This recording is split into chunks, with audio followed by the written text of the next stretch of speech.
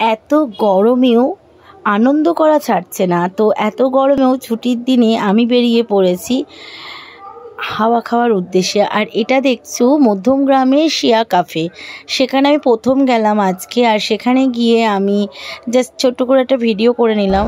আর এখানে আমি বকবক করছি সাজিদের দিকে যেতে শিয়া ক্যাফে চা খেতে। চা হচ্ছে বাঙালি এনার্জি ড্রিঙ্ক।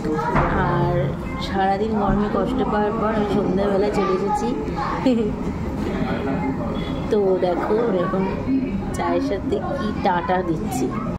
মাঝখানে ছোট্ট করে একটা ছবি পোস্ট নিয়ে নিয়েছি।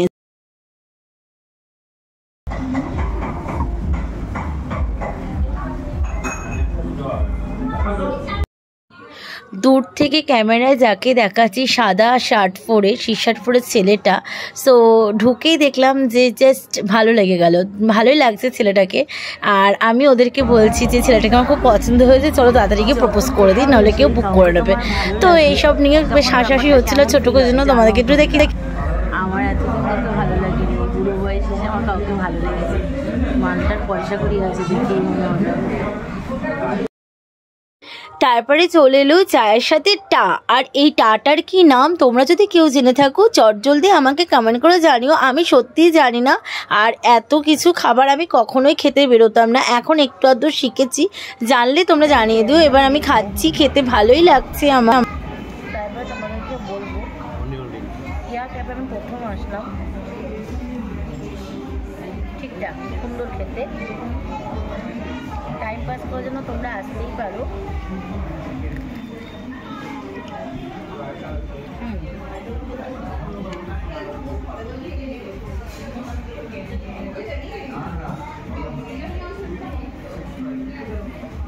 তো আমি খাই, তারপরে আসছি পরের ভিডিও নিয়ে। তোমাদের রাগ হবে আমার খাওয়া দেখে। চলো বাই।